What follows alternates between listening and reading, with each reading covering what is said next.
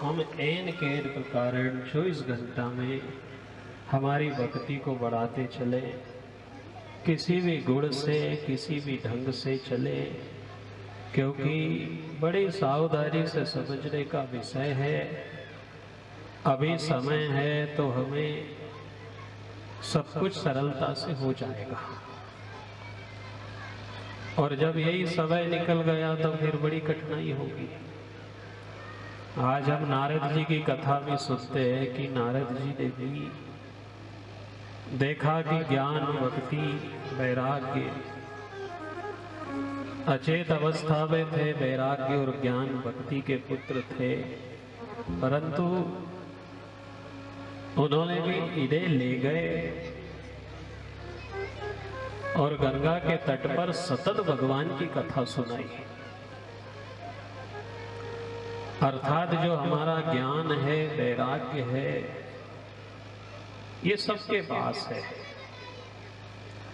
आज के समय में सब ज्ञानी हैं, सबको अच्छा भान है हर चीज का, पर यदि ज्ञानी है और गुस्सा आ जाए तो फिर हम क्या माने कि हमारा ज्ञान कैसा है, अचेत है। और जहां ज्ञान वहां गड़बड़ी, जहां पंडित वहां विवाद, जहां संत वहां शांति, जहां शांति वहां स्वाद। भगवान की भागवत कथा भी तो यही कह रही है कि नारद जी ने आनंद तट पे ले जा करके भगवान की कथा सुनाई, ज्ञान को, वैराग्य को और भक्ति को। अब क्यों आवश्यकता बड़ी सुधारे की? क्योंकि ज्ञान तो था पर अस्वस्थ था। हमारे पास ज्ञान तो है, पर हमें ये भान नहीं है कि कब अच्छा काम करना है, कब गुस्सा नहीं करनी है, कब दान देना है, कब परिवार में मेल जोल से रहना है। ये ज्ञान के लिए भगवान ने सत्र रखा। ये सबसे चुनिंदा बात है। यदि आज कोई कह दे कि हमें कोई आवश्यकता नहीं है कथा सुनने की, हम क्यों जाएं? क्या जरूरी है ये सब चीज सुनने की? एक सुधाए हम सुधा करें तो हमारे मन को इस ढंग से समझाएं कि ज्ञान तो है, पर ज्ञान को जागृत करने के लिए, वैराग्य को जागृत करने के लिए, भक्ति को पुष्ट करने के लिए ये जरूरत है। और ये जरूरत समय पे ही पूरी होगी। देखो, बुढ़ापा होए और कोई हमें दाल बाफला बाटी का निमंत्रण दे दे तो दांत दिए तो फिर भोजन कैसे कमाएगा? और अच्छा शरीर है, हष्ट पुष्ट है, युवान अवस्था है, तो हम किसी भी तरीके का भोजन अच्छे से कर सकते हैं। अर्थात ये बात सिद्ध करती है कि भोजन का और भजन का मजा केवल युवान अवस्था से ही है, बुढ़ापे में नहीं है साहब। ना तो भजन होगा अच्छे से और ना ही भोजन अच्छे से होगा।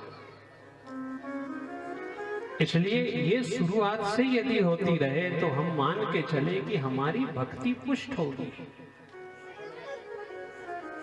श्री कृष्ण गोविंद हरे मुरारे, हे नाथ नारायण वासुदेवा, इस ध्वनि के साथ ज्ञान और वैराग्य जागृत हुए।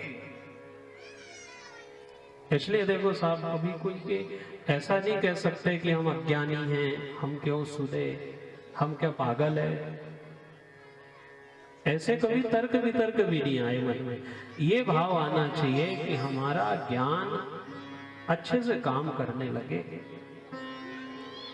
तबीयत खराब होती है तो हम डॉक्टर के पास जाते हैं, डॉक्टर इलाज कर देता है। और देखो सबसे अच्छी बात, अब दवाई लेकर के आए तो दवाई में किसी बेटा को अच्छी लगी कि पिताजी आपकी दवाई तो बड़ी स्वादिष्ट है, पर हम उसे फल में हिस्सा दे सकते हैं, हम मिठाई का हिस्सा दे सकते हैं, पर दवाई का हिस्सा तो नहीं देंगे। ऐसा थोड़ी कह देंगे कि तुझे अच्छी लगती है तो तू इसमें से थोड़ी दवाई तू ही खा लिया कर। भजन भी भव रोग को दूर करने के लिए दवाई जैसा है। अपनी दवाई जैसे अपने को ही लेना है, ऐसा भजन भी अपना अपनी करना है, दूसरे की जरूरत नहीं है।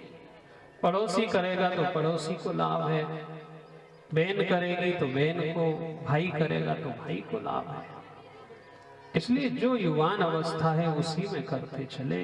वहां ज्ञान भक्ति वैराग्य भी जागृत हुए। हमारा ज्ञान भक्ति भी वैराग्य इस ढंग से जागृत हो कि प्रभु यदि तुम हमें कुछ देना चाहते हो तो हम अभी के लिए नहीं मांगते। हमारा मन अब ऐसा कहता है